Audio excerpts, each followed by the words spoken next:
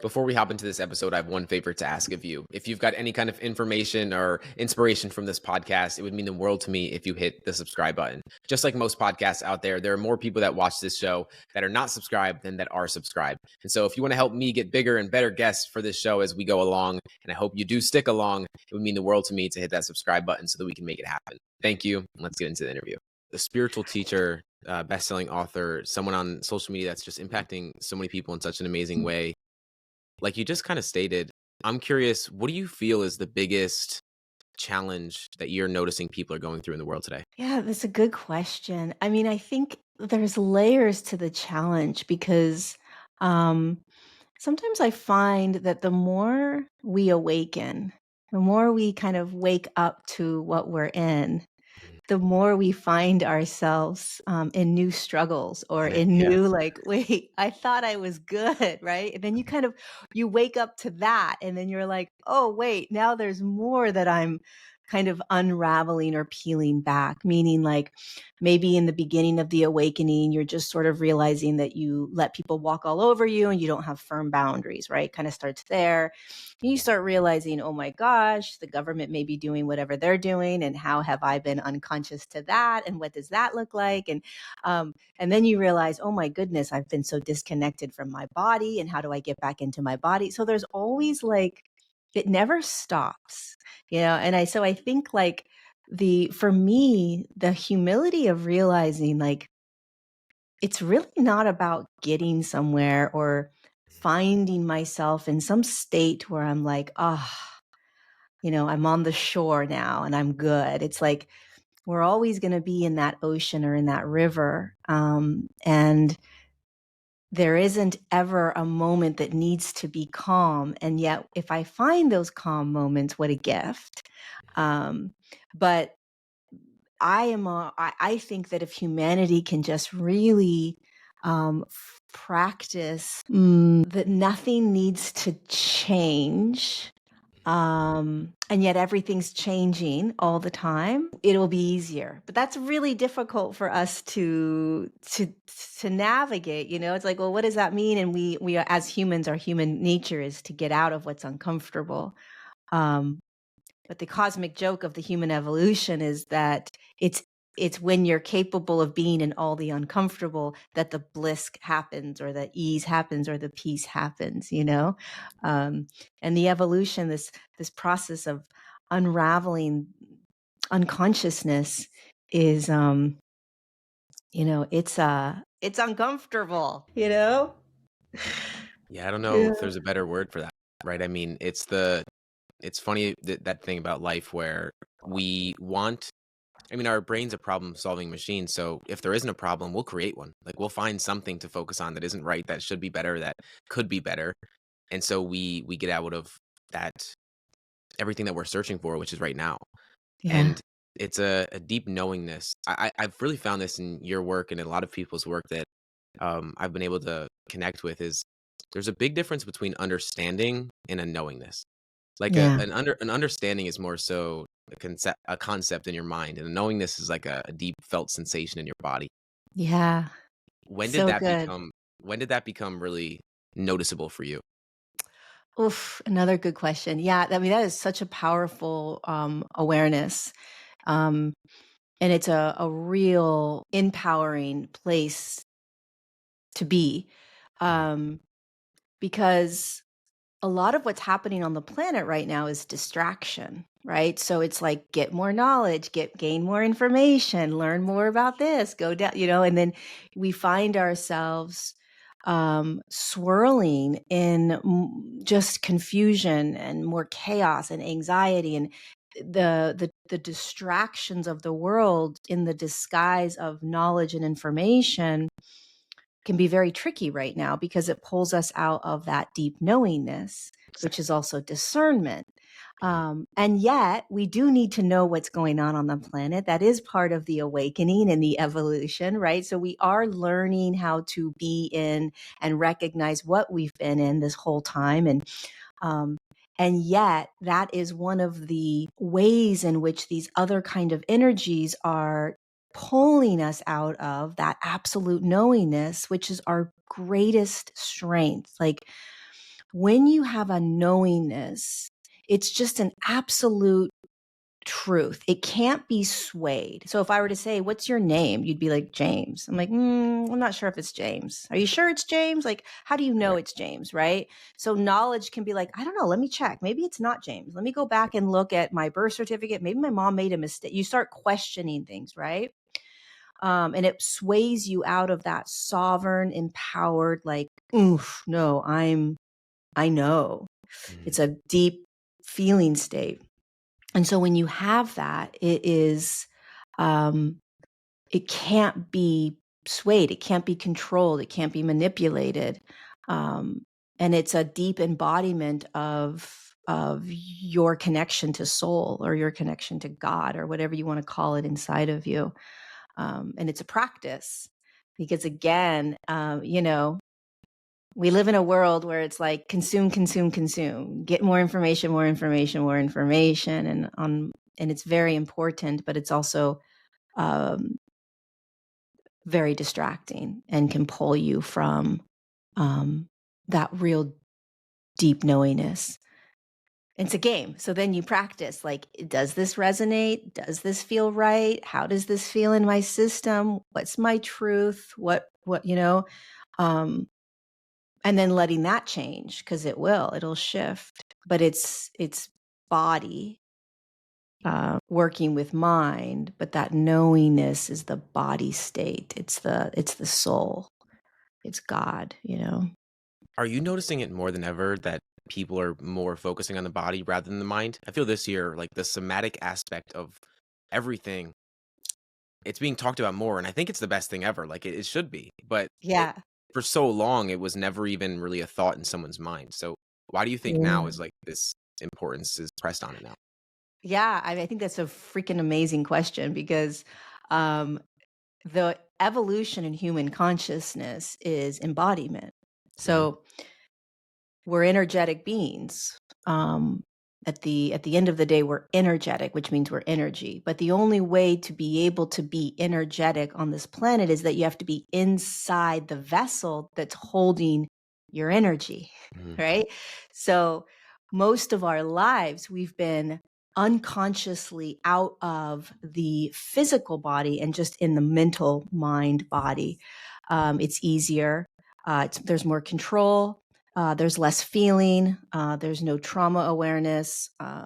You can manipulate. You can create from the physical world, and just okay, I want this, and I want that, and I want this, and it's just all this consumerism. It's just it can be a very, I don't know, manufactured world up there. And when you start to come down into the body, consciously or unconsciously, it just is what happens. It's what's happening to people. Shit gets crazy, because now you're like, what in the hell is this? I've got anxiety, I've got stress, I've got trauma, I've got all these emotions I can't control. My thoughts are insane. I'm like, wait, if this is what evolution is all about, I want nothing to do with it, right? So you start recognizing, like, but it's absolutely, there's no way around it. And we have to come down in order to be able to move forward in our evolution and consciousness. But it is the most uncomfortable, out of control, flow state place. It's also where we find the most ease, the most grace, the most calm, the most peace, the most kind of connection and power, and all of that. It's all found um, in the body. It's all everything is in the body. Connection to God in the body, connection to soul in the body, connection to all that is it has to be in the body. And then in the body is also all the trauma, all the Mhm. different energies that move through, that we label as emotion, the way in which thought controls our behavior. I mean, everything. And then you lay on top of that the body is continuing to increase in frequency, which makes it more sensitive. And then you're in an energetic environment. So everything we are consuming, everything we're engaging in is energetic, so it's impacting us more. So now it's like I can't go into these rooms, it's too much. I can't talk to these people, it's too much. I can't go to my job anymore, it's too much, right? Like um, everything becomes a lot more. You just start feeling more and more and more. So that's kind of the where we're at right now in the human collective's evolution is really embodiment and learning how to be in this incredible physical vessel holding our light. It's crazy. It is it is so crazy. It's crazy it's taken so long to get to a point where now it's given and I don't even think it is to the point where it could be is it's just given the attention that it's needed. I mean, like you said, first once we have the awareness through books or whatever it is, information, then we kind of I wouldn't say transcend, but we take a step towards letting go of needing more and trusting what already is. And I think it's a really difficult thing because when it comes to feeling it in the body, when we don't have a way of actually feeling what we need to feel, we go into the mind because it's the easiest way to escape. And I think so many people are in that place nowadays. And I mean, from the conversations I've had just this year, let alone last year, I think it's a really commonality that we're seeing. And you've Yeah. been in this space for a while. I mean, your mom introduced you to it early on in your life. What were some of the things that she introduced you to that really opened your mind up to starting to question the things that you thought were true? Oh my God. It's a big question. I I know there's a lot there. I Pick was where you like may. 13 years old, and I was just like, my mom was I was going to workshops about, the Illuminati and the New World Order and the chips they were going to put into our bodies, and that JFK was killed by the CIA. And I mean, I was just learning. So there's aliens, and we were going up and talking to, like, being on different planets, and then, you know, um, I mean, anything and everything was just I was just thrown it like a garbage disposal, and I was just consuming everything. Um, and it all was absolute truth to me. Like, I never questioned any of it. It was just like, oh yeah, this is the government lies to you and nothing is true. It's all a lie. There are these families that this was in the 80s, there's these families that control the whole world and they're eventually going to take over. And um, it's just part of my world growing up, and nobody in my life at all for until really 6 7 years 2015. ago, maybe Yeah. COVID, Yeah. that people around me really started to really wake up to what was happening here on the planet. But I was okay with that. I never had a problem with people not understand. I never It was my whole life. So I was just like, yeah, they don't see it yet, but I knew people would see it more and more. And because it was the evolution in human consciousness. And so to me, it's just a beautiful, um, it's just proof that, like, wow, we really are going through an evolution, and people are going to wake up to everything when they wake up to it. Mhm. And it's accelerating now at a speed that is just so exciting. But it's, you know it's at some point you graduate out of all of that information, and then you start coming back into the tools and the ways in which you're actually going to navigate this, right? So Mhm. you could go down all the rabbit holes and we can learn all the crazy stuff, but at some point we eventually have to say, okay, I can keep wasting my time doing that, or I can now start to focus on how, as a soul in a body, not in control of this evolution, how am I going to now navigate this as a unique individual aspect of God, that agreed to do this and impact the planet? How am I going to do this now without getting too caught up in all the chaos that's unraveling? And that's the place I'm at right now. I feel this year, and I'm curious what your perspective is there's a similar energy from 2020 than there is to this year, where it feels there's a lot of things externally going on that people, like you kind of stated earlier, it's hard to negate what you have a deep sense of knowingness in. And you may not have like complete answers, or you may not have, you know, full certainty in it, but there's a knowingness, and certainty and knowingness are really kind of two different things in a way. And I think we're just at a point where I could say the government in so many ways, people are just waking up. And Yeah. you've been working with a lot of people through your YouTube and Patreon and so many other platforms. What do you feel is the commonality you're seeing in people? I mean, I would ask you the same question. What's the commonality that you're seeing in people, Like what I'm curious what you're seeing. I'll share what I'm seeing also. But I mean, again, I think it depends on where you are in your consciousness, like where you are on the path of awakening, right? So it's like I can't really speak to an entire human collective because everybody's in different places. But um, if I were to try to sum it up in a generalized way, I would say that the moment we think we're awake is the moment we need to recognize that we're still in the dream. Mm, you know and so that's kind of a weird concept, like, well, what do you mean, Lori? And it's a very generalized statement, but you know we have to really humble ourselves in this process and realize that we're not even close to the awakening that we will be in. And we're still deeply in an egoic, controlled response, which is beautiful. Okay. yeah. It's just perfect. But we are still very much in a space where we think we're in control and that we're doing something and that we're in charge of getting ourselves out of something and through something. And I'm awake now. I understand it all.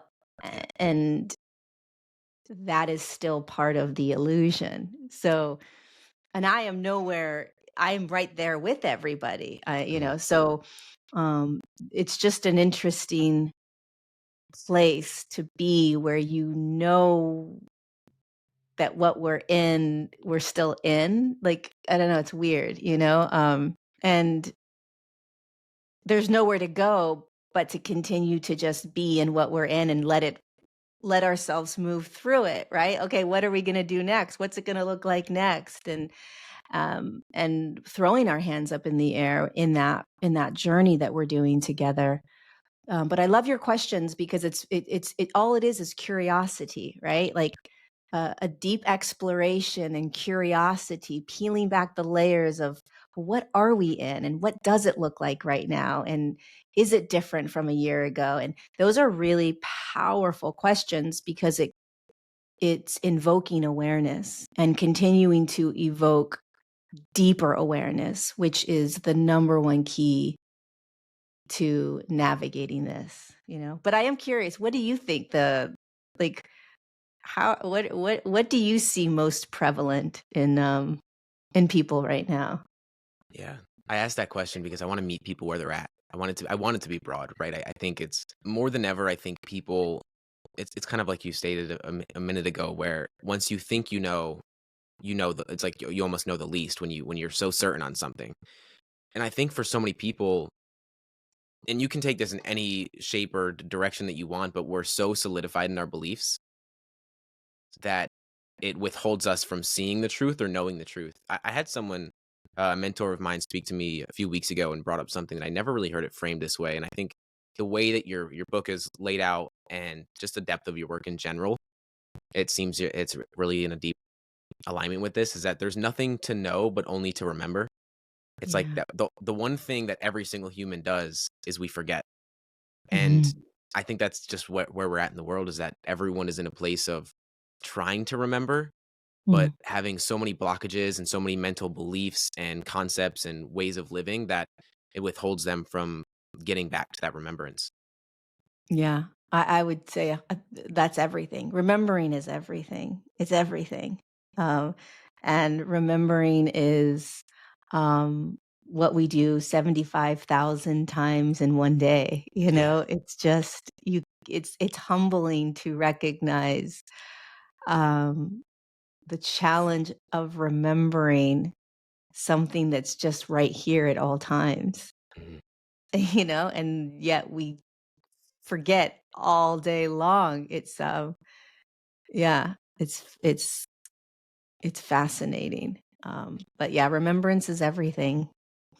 It's I'm everything. curious, what does it mean to you to embody or live as soul? Because I feel like that is the representation of remembering is living and such. Yeah, I have been slowly being guided back to that simplistic yet very complex Oh yeah. way of being on the planet. It just seems to be, and I'm writing another book all Yes. about like the God particle and what that. I'm like, what the freak is this? Um, but so to me, it's like you know all the other things are really fun, learning about all the things that are happening in the world. And, that's all just like, whoa, what is this that we're in? What do you mean there's these things happening? And that's all kind of like the pretty paintings on the wall and stuff. Maybe not pretty, but what actually matters and what we're actually doing here on the planet is that we are simply remembering how to be Mhm. who we have always been, which is soul or an aspect of God, however you want to frame it, whatever label you want to use, inside a physical vessel. And on one level, it's like, oh, that's easy. Because and the mind thinks, well, yeah, of course, I'm soul, right? It's like the mind just understands that, like you were saying earlier, it understands it, but it doesn't know how to be. It doesn't. We aren't living that yet. It's a whole other level, right? Yeah. So there's this slow walking back into the body, like you said, all year, right? So that we can re-familiarize ourselves with not just emotion and physical sensation and trauma and all of that, but to realign and reconnect with this essence that came in to the human experience in the first place, this magnificent soul that's an aspect of spirit, which is an aspect of God, that consciously chose all of this, has this divine intelligence that's inside this incredible, magnificent physical vessel that knows how to hold it, right? Like it's holding this consciousness. And then we have to learn how to connect to it, like as a persona, with a mind that has all of these labels, and in a world that still holds duality and polarity. Yeah. So there is a good, bad, right, wrong, yes, no, feels. You can't debate that. You can't argue that. You can't deny that. And you're standing in an evolutionary process. So it's chaotic all the same time. So I'm learning how to remember that there is this essence of soul that I am that is not Lorie, and humbling myself to the how to while I still stay human and I do human. Every day, right? And so it's wild because Yeah. it's a gift to be James. Mhm. Like your soul chose James. Mhm. It chose all of the chapters that James has written has been chosen by soul, and soul is writing the rest of James chapters in his book. Um, but James really thinks James is James a lot of the time, right? Just because James is in James's world. Yep. So the practice right now for humanity is juggling all these different aspects of awakening and awareness while you have, I like to see it as two lenses. Mm. That's personally how I have been exploring this is That's why awareness is so powerful, because when you have awareness, you can sort of separate from being the experience you're having, right? And so you can kind of watch James, or I can watch Lorie. It's a practice though, but it's absolutely the most necessary trait in the beginning, because then you can start to say, okay, Lorie's experiencing heartbreak, or Lorie's experiencing anxiety. And then you have an opportunity in that moment to say, who's watching Lorie? Soul. Like, right. For me, it's soul. Okay. Soul. Okay. Soul.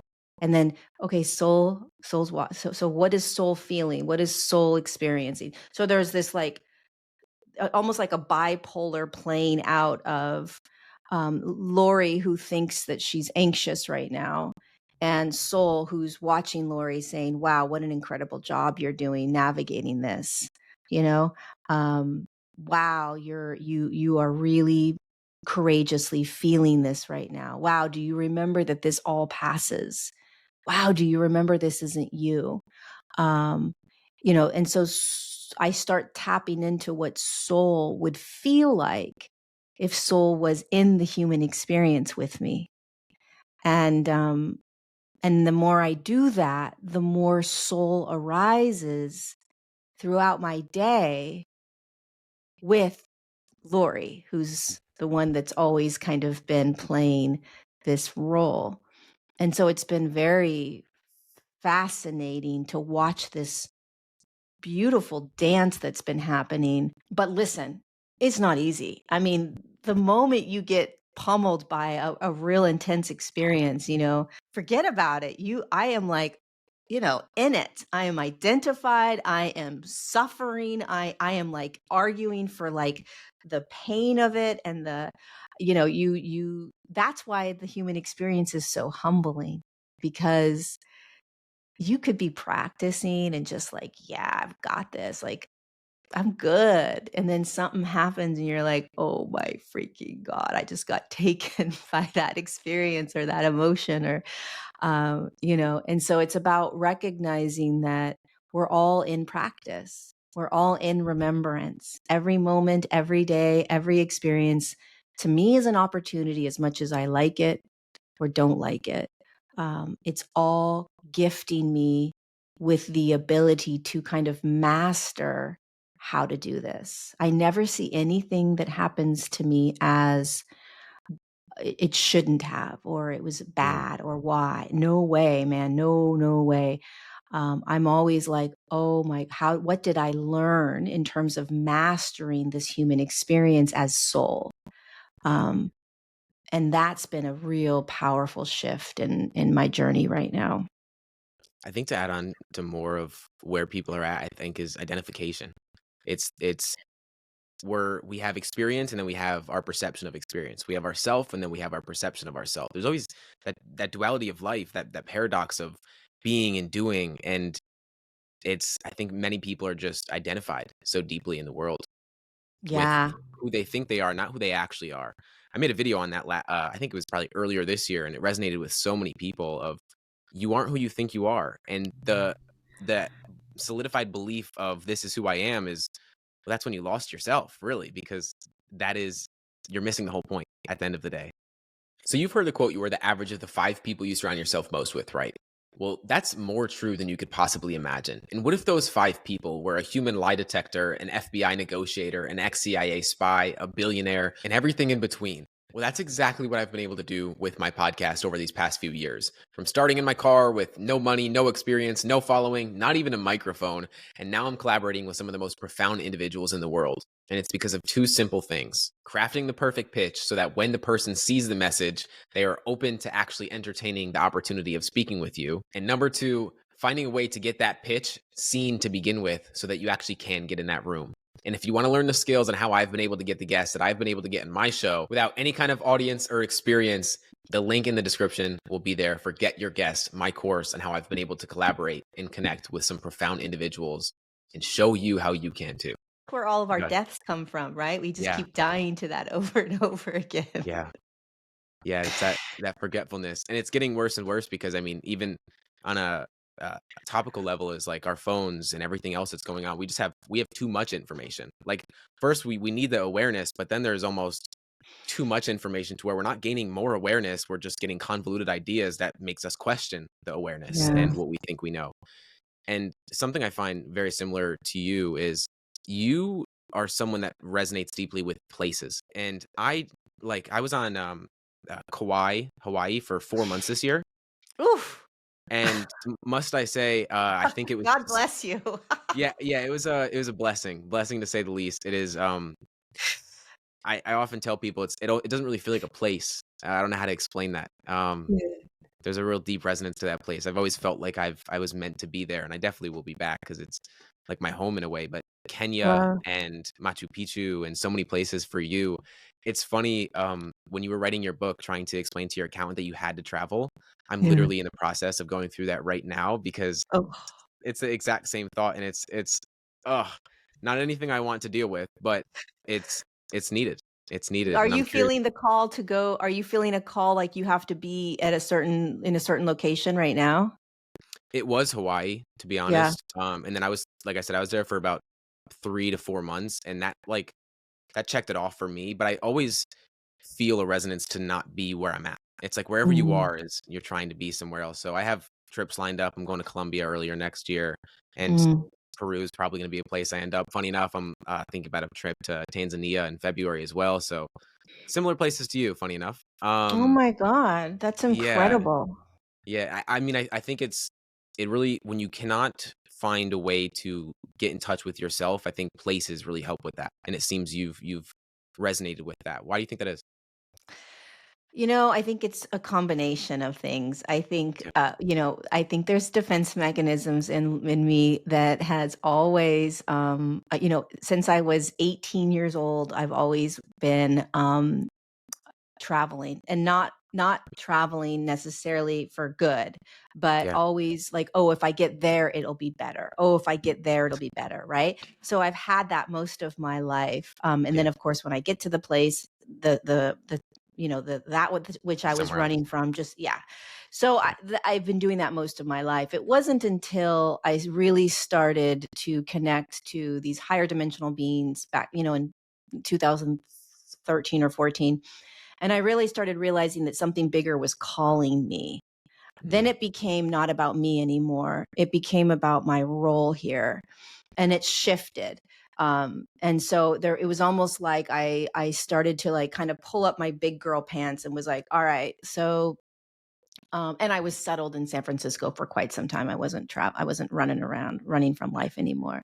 Um, and so then I started getting called to places, and I started practicing or learning what that meant. And and I had to kind of practice, like, wait, am I running from something, or mhm, is this really a calling that I need? Because there was that kind of trauma there that would arise. um, and so I really had to start to fine tune that the difference between running from something in order to get out of just being here, and no, this land is calling you and you need to go. um, and I'm at a place now where it's I've perfected that piece pretty well. And it's a humbling because um, I'm writing the second book, and it's with these higher dimensional beings mhm. called the Ancient Ones, and they're from Kenya, or not from Kenya. They hold their Side. frequency sort of in that continent and in Yeah, that space, mhm, and they really focus their energy on this lake that I found. The lake. They're like, "You're gonna write your book here," and I'm like, "You've got gotta be kidding me. to be kidding me." Like, not only is this a random lake Right. in Kenya, but it's expensive, right? It's Mhm, not ideal. And so I just got back from Kenya, and I'm yeah, kind of just settling into, like, just energetically what's going on, what's next, what am I s- what and it's like you're going back to the lake. And so to really fine tune, is this is this a desire because I want to go back to the lake, or is this the calling of go back to the lake because it's time to write and finish the book? Um, and it's like a calling. So the difference, right? You know this, and you're fine tuning this. The difference is, it's an absolute. It's like, oh no, this is what you're doing, and you just kind of have this absoluteness around it, as opposed to a desire to do it, which is more, there can be a little bit of a confusion or a little bit of a control, Mm, like I'm in control of this. And when it's knowingness, there's no control, you're just following something, you know. yeah. There's Yeah. don't mean to cut you off, but I find it's the synchronicities that you start to notice because you're looking for them. And when I went to Hawaii, for example, I went there for a week originally. I came home for a week. I was back for 3 months, and it was this had to happen kind of thing. And I think you similar. I want to say it was 2018 when you really stepped into this. Was it was this deep knowingness of I see it as being pulled towards something rather than being pushed towards something. That push Hmm. energy is exactly the questioning it of the, "Yeah, I should go here," versus, "No, I'm going here." Hmm. It's a deep knowingness, and I find the same thing with challenges that people deal with. It's, "Am I running away from this or am I moving on from this?" And I think that that's a real Mm. difficult thing for people to understand the discernment between the 2. It's like we kinda spoke on a little bit earlier. It's like the Mhm. knowing versus the understanding. When you work with people or when you're Mm. doing lives or whatever is coming through, Mhm. even speaking too, how do you help people kind of understand the difference between those? Ugh, it's all energy, so it's really, really difficult to teach it. It's Yeah, so difficult to teach it because it has to first be understood. And so you're trying to teach yeah, beingness, right? Through the mind. yeah, Um, And so it's a feeling state. So it's very difficult to teach a feeling state, a knowingness. It's very difficult to try to describe knowingness. You only know knowingness when you have knowingness. So I can describe knowingness to you or somebody else, but it won't, it's knowledge or knowingness, right? yeah, So you're teaching that which you're trying to get them to be. mhm, Um, so I have that awareness that, yeah, okay, this is a teaching that's going to be knowledge, which is trying to get people into that knowingness state, which is a beingness. And so I do my best to just describe the two, and the difference, how they feel, right? You did a excellent, excellent job describing it. And that's the best that we can do, is the more metaphors we have to describe the differences, yeah, um, and what it feels like to us, can then help the individual feel into, oh, when Lori was saying that or when James was saying it's a push or a pull kind of feeling, okay, this feels very much like I'm being pulled into something. And so then they'll say, oh, that's a knowingness. And then they'll start to feel, oh, this is knowingness. Oh my gosh, this is knowingness. And then it drops and the knowingness arises. Um, and so, the for me, the difference between that, to try to describe it to somebody, is, when there's just an absolute, when it's like, this is what's next. There's no story. There's no explanation.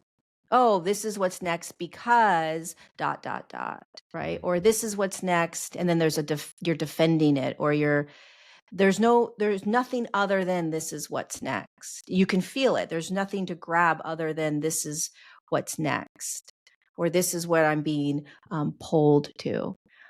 With knowledge, there's a lot that you can grab with it. Like, oh, if I go to Lake Nakuru, then it means that I can sit and then I can create and I can write and it'll be really great because of this, this, this. That's the mind. That's just knowledge in terms of like trying to make sense of things and how do I make this make sense? And okay, if I could, I'm defending my choice, and that's great. We need both, right? Because it's like, you kind of need to have that balance where you do feel like it's not super crazy, even though it's crazy, mhm, but it's very different, and the greatest, I mean, this, the greatest gift in the world is to have that deep connection to knowingness, where it's yeah, like, this is what's next. And you're like, I know it's crazy, but I am so grateful for that absolute knowingness that it's alignment, right? Yeah. You're completely in alignment.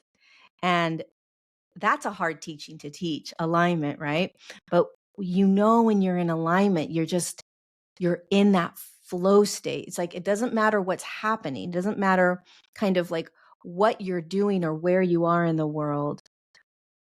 It's just the best feeling because you're in the flow of life. Like life is working its magic through you in that divine way, Yeah. you Yeah. know? Yeah. It's through you. That's exactly where I was going. And I asked that question because if people aren't aware of Lorie, you just go on riffs and I'll just ask you a question and then you just go into so much knowledge because you have so much, you just get so much downloaded. I mean, the first book that you wrote was, it's insane how it comes through to you. And I'm excited to dive into the second one too. And I think for so many, the alignment is letting go of the how it's going to Yeah. happen and just trusting that it is. And I think Yeah. it's such a, I've been really trying to make sense of this for people this year because as soon as you don't need it, it happens. And Yeah. as soon as you detach, life just opens up. And it's a funny thing where we get so attached, as I said earlier, we're so identified that however can we make things happen if we're so identified with what we think rather than what we know. And I think that deep knowingness is really what's going to open up the world. And I feel more than ever, it's where we're at, it seems. Yeah, I love that. Wait, so say it again what you just said because I thought it was so brilliant. It went in and it's gone. Oh my God, Yeah, what yeah. did you say? I think the what I try to put on to people is as soon as you don't need it, it happens. Yeah. As Yeah. soon as you don't need it, it happens. That detachment is what almost makes things happen. Yeah. Yeah, and which is completely connected to no longer attaching to your identity, Exactly. Yeah. and which means that you're gonna have a lot of these sort of like deaths to who you thought you were, which Mm, to me can be, I've had a lot of deaths the beginning of this year, like really intense deaths to my ego and to who I thought I was and to how I was going to show up in the world. I mean, really painful, painful. I had to die to the part of me that was trying to control how I wanted my life to go in terms of me being a teacher mhm, and how I wanted it to look or the expectation or the attachment to how it should be or how it should feel or and what's interesting is that I didn't know that was what was happening when I was going through it. And it's like, it just, it just, I was dying to the attachment to any expectation. mhm, Um, and it's really hard to describe that. But when you're in it, you gotta just let yourself die. You gotta die, you gotta crumble because it's the greatest gift. Anytime we are in our darkest moments, for me, it's like, oh my God, this is the greatest, absolute greatest. I actually like I'm not excited and like, yay, but like there's a part of me that's like, yes, this is like, I'm mhm, so grateful because these really heavy, dark, dark moments um, are the most profound transformational moments that we have. And they are the greatest gift. And if you try to get out of it too soon or you try to fix it, man, you're missing the greatest gift, you know? So it was a big, I don't know what your year was like. Sounds like you had some good, yeah, you probably yeah. had some massive Personally, awakenings in Kauai, I would yeah, imagine. Um, but I also would imagine that a lot of what you expected to unravel it's unraveling very differently, I imagine. And I think that's what we're learning as a collective also, coming back to like the very first question you asked is like, I think a lot of what humanity is going to start to recognize is that we're not in control. mm, There's this divine will and there's free will, or God's will and free will. And that's a huge piece of the awakening and evolution, is the more that we think we're in control of all of this. Now, there's a little we, and then there's the big we. There's a little I and there's the big I, and it's still us. Like there's an aspect of us, soul, God, whatever you want to call it, that is leading us, Mm. led you to Kauai, right? It wasn't little James that led you to Kauai. And so the more that we can drop into that and let go and let that bigger piece lead us, the more we are going to unravel and walk into what it is that this life is here to show us and gift us. And so that is a huge piece of learning and remembering, is how to let go of control. Massive. Which is like our ego's number one job, is to find some way to hold on to something, right? It's like I need to defend all of my beliefs, all of my assumptions, all of what I know to be true that isn't really true. There's a quote from Peter Crone that kind of speaks on what you said a minute ago. The darkest moments really are like the biggest awakenings, and it sticks with me to this day. Is um, life will present you people and places and experiences to reveal where you are not free. And so these moments that are happening in our life, I know I heard that the first time and I was like, slap me in the face, why don't you? Please. Thank you. I appreciate that. Needed that, because it's hard Oh, to wow. put it into words sometimes. Wow. But Wow. yeah. That is everything. Like, Mm. yeah, that is if humanity understood that one statement right there, wow, would we shift quicker. Now that takes a lot of courage, right? To be Yeah. able to embrace that. Mm. Um, but wow, it's so freaking true. And I just had a massive, when I was in Kenya on like a day before I was leaving to come back, holy, I got rattled. I mean, I got rattled in a way that like I don't even know. It was insane. Um and I was arguing for old patterns. I'm Mm. like, I am right. I'm going to prove that I am right. I'm going to show that my defense mechanism is absolutely correct, and I mean, I was arguing for the sabotaging of something that is spectacular in my life.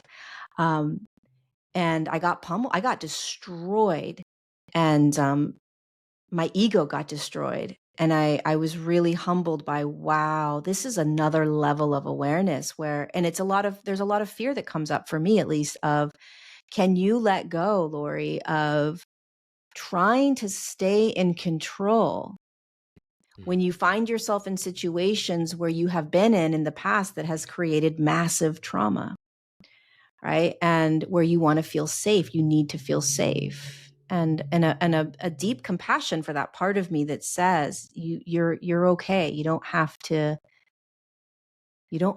keep trying to keep yourself safe in situations that in the past you weren't safe in.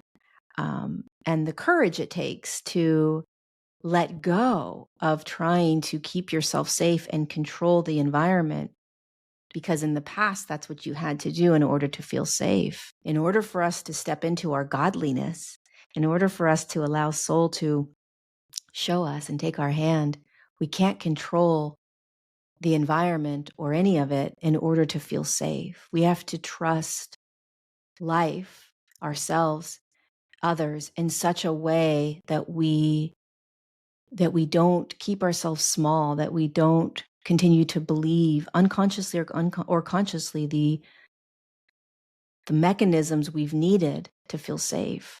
That's real scary. You know, that's a that's I another think, level. yeah, I was gonna say, I think the two most difficult challenges we're dealing with today is the defending of our beliefs, maybe not even knowing that we're getting something from it. Like there's a reason that we're continuously doing things that we know is not in our best interest. We're getting something from it. It's serving us in some way. We don't want to accept what it's serving us. We may not be aware of how it's serving us. And then to let go of that, like you said, to let go of that safety of familiarity is like the most difficult thing ever, because even if we know that something more is there for us and we have that deep knowingness, to let go of it. It's like you when you left your job in private equity to step into what you're doing today. Oh my God, the amount of like, fear that must have been just in you. And I think it's the thing that has changed so much for me the most is taking on more than I can handle, knowing I'm probably not ready for it, but saying yes anyways. Because I think too many Yeah. people are in a place where they're saying no to things when they don't have the privilege to say no yet. Say no Right. later. But you don't have the privilege yet. Yeah. Start saying yes and trust that yes. And I think it's a really difficult thing for people to do. It's so good. You don't have the privilege of saying no yet. It's really true. It takes a lot of courage to jump into what life is offering you. Yeah. It takes a lot of courage, and then of course there's just having the compassion for ourselves that we can't yet. We're not ready Mhm. yet. I there's and okay, that's fine. But um, at some point, we have to start doing those trust falls. We have to start trusting life, whatever you want to call it, because so many people, and I'm assuming a lot of people that listen to you and that are being or gonna start listening to you more and more and are called to you, are here to wake up to why they're on the planet. What their unique uh, role is here on the planet, and following your teachings. Mhm. And it's coming back to knowledge and knowingness, right? Kind of seems to be the theme, is Yeah. when you can have all the information you need. You can know everything about energy and Mhm. the dimensions and stars. You can have all that information. I don't give a shit.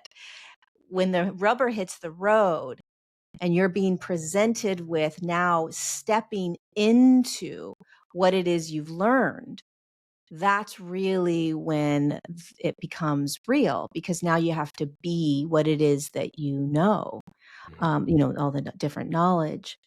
And so, you know, I don't know why I'm sharing this, but it's like that's what you're gifting people, and showing people, and that's it's going to be a big piece for a lot of the younger kids right now, is to do it, but not to get caught up in consumerism, or not to get caught up in temptation, Mm. right? That's going to be a big piece for a lot of people, is how to stay aligned with who they are as soul in a world that is going to convince them that if they have all this money, or they have all these followers, or if they have all this stuff, that's what's going to make them happy. So you're playing in a world where it's all about consumerism and temptation, Mhm. um, in order to get us to stay, again, out of body and out of alignment.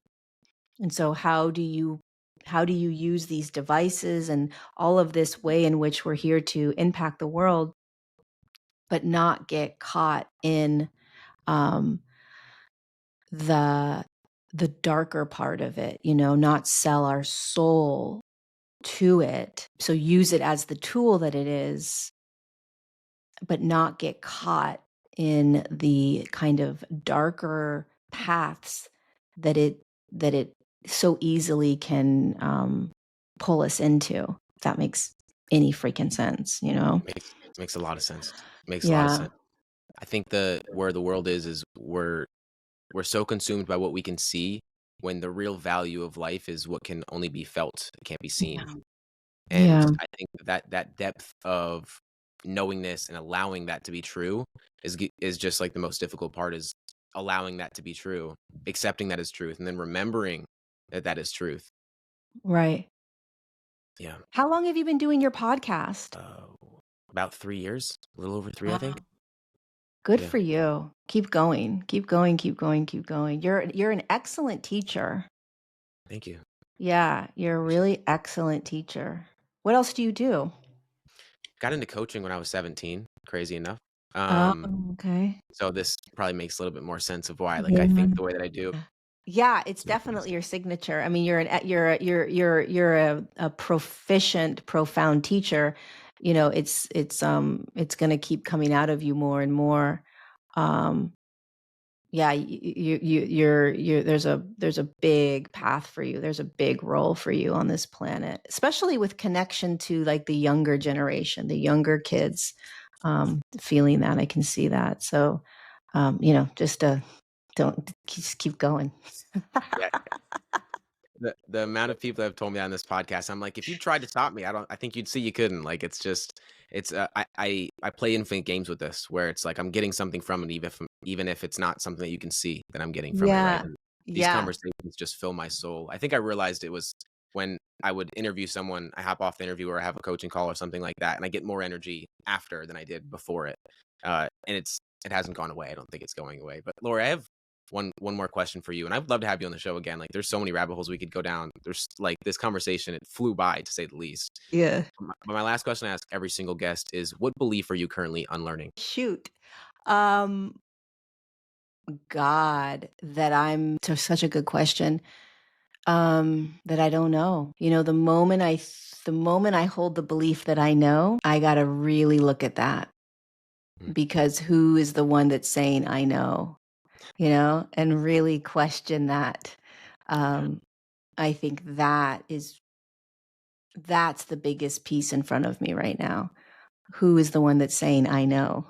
um, and humbling myself and being more and more comfortable with letting that go. I don't know. And yeah, and finding out what happens in that space, you know, in the I don't know world. Yeah, that's a big one. I mean, there's a lot, but yeah, that would Yeah. be that would be number one right now. At least today, October 24th. It changes so much, and I ask that question because it's a reminder that we're always going through it. I mean, like, there's no Always. ending to it, right? And so that constant, as soon as you say that you're done unlearning or you're done learning, it's No you've way. missed the whole point. Yeah, you've missed Yeah, the whole point. yeah, yeah, Lord, thank you absolutely. so much for taking the time to speak with me today. Of course, all of your links and everything will be in the show notes, and I'm so excited for the next book when it comes out. Would love to have you back on when it comes out. Is there anywhere you'd like to direct people or anything that you'd like to give people attention to? No, my website. Go to my web. I don't know if people do websites anymore. My Instagram, probably my Instagram. Cool. It's the best way to reach me. Yeah. Beautiful. Thank you James, so it much. was so awesome to talk to you and connect with you. Right back Thanks to for you. having me on. Thank you.